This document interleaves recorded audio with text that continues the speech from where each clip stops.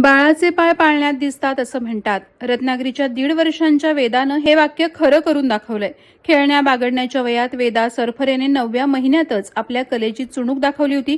आता तिनं देशात रत्नागिरीचं नाव उंचावलं असून भारताची सर्वात लहान जलतरणपटू म्हणून इंडियन बुक ऑफ रेकॉर्डमध्ये नाव नोंदवलंय.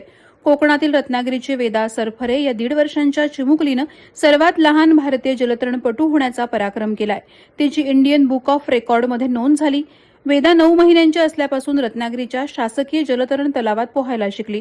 आता तिनं अवघ्या 1 वर्ष 9 महिन्यांची असताना इंडियन बुक ऑफ रेकॉर्डपर्यंत यशस्वी झेप घेतली आहे. वेदानं 100 मीटरचे अंतर 10 मिनिटे 8 सेकंदात पूर्ण करत विक्रमाला गवसणी घातली आहे. तर वेदाचा मोठा भाऊ रुद्र शासकीय जलतरण तलावात रोज सराव करतो. तो राज्यस्तरीय स्पर्धेतही सहभागी झालेला आहे. रुद्रला घेऊन त्याची आई पायल सरफरे शासकीय जलतरण तलावावर येत होती. त्यावेळी छोटी वेदा त्याला पोहताना पाहायची. एक दिवस प्रशिक्षक महेश मिल्के यांनी वेदाला पाण्यात सोडलं तेव्हा ती रडली नाही, तर पाण्यावर हातपाय मारून तिनं पाण्याशी दोस्तीच केली.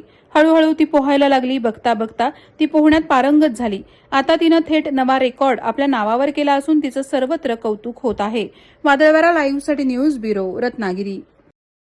नवी मुंबई व रायगड जिल्ह्यातील ताज्या बातम्या आणि घडामोडींसाठी सबस्क्राईब करा वादळवारा लाईव्ह चॅनल आणि दाबा बेल आयकॉन.